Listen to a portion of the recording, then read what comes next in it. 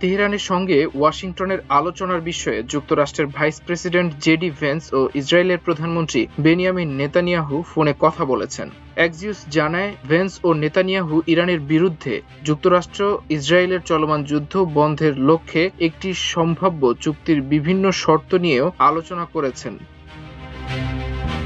এর আগে যুক্তরাষ্ট্রের প্রেসিডেন্ট ডোনাল্ড ট্রাম্প গত শনিবার হুমকি দিয়ে বলেছিলেন, পারস্য উপসাগরের গুরুত্বপূর্ণ সমুদ্রপথ হরমুজ প্রণালী ৪৮ ঘন্টার মধ্যে খুলে না দিলে হামলা চালিয়ে ইরানের বিদ্যুৎ কেন্দ্রগুলো গুঁড়িয়ে দেওয়া হবে। গত শনিবার ট্রাম্প নিজের সামাজিক যোগাযোগ মাধ্যম ট্রুথ সোশ্যালে এই হুমকি দিয়ে পোস্ট করেন। সে অনুযায়ী তার দেওয়া সময়সীমা গতকাল সোমবার সন্ধ্যায় শেষ হওয়ার কথা ছিল।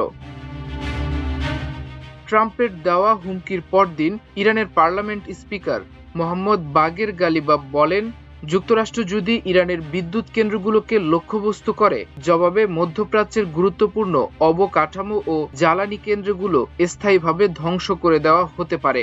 ইরানের আধা সরকারি সংবাদ সংস্থা মেহের নিউজ উপসাগরীয় অঞ্চলে বিদ্যুৎ কেন্দ্রগুলোর একটি মানচিত্র প্রকাশ করে হুঁশিয়ারি দিয়ে বলেছেন, ট্রাম্প যদি তার হুমকি বাস্তবায়ন করেন তবে এই অঞ্চলের দেশগুলো যেন বিদ্যুৎকে বিদায় জানায়।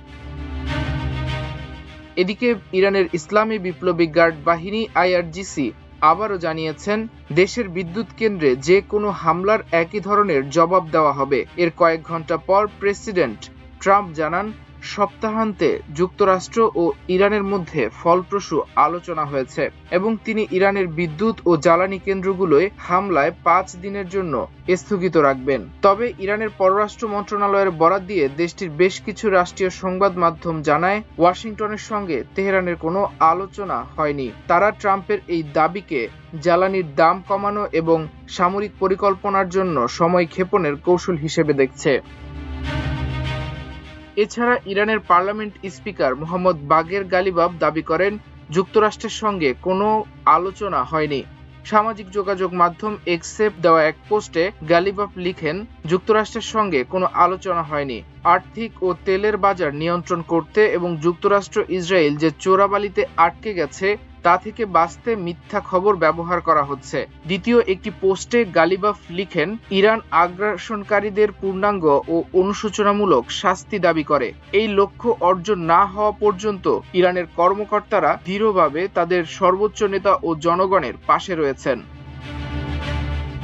গালিবাফের পোস্টের আগে এক বিবৃতিতে ইরানের পররাষ্ট্র মন্ত্রণালয়ের মুখপাত্র ইসমাইল বাঘাই যুক্তরাষ্ট্রের সঙ্গে আলোচনার খবরটি অস্বীকার করেন। তিনি জানান, হরমুজ প্রণালী এবং যুদ্ধ বন্ধের শর্ত নিয়ে তেহরানের অবস্থানে কোনো পরিবর্তন আসেনি। বাঘাইয়ের বরাতে ইরানের রাষ্ট্রায়ত্ত বার্তা সংস্থা ইরনা বলেছে, যুদ্ধ বন্ধের জন্য যুক্তরাষ্ট্রের আলোচনার অনুরোধ নিয়ে কিছু বন্ধু দেশের কাছ থেকে বার্তা পাওয়া গেছে। তিনি আরও জানান, এর জবাবে ইরান তাদের গুরুত্বপূর্ণ অবকাঠামোতে যে কোনো হামলার ভয়াবহ পরিণতি সম্পর্কে সতর্ক বার্তা দিয়েছে। মাল্টিমিডিয়া ডেস্ক, আমার দেশ।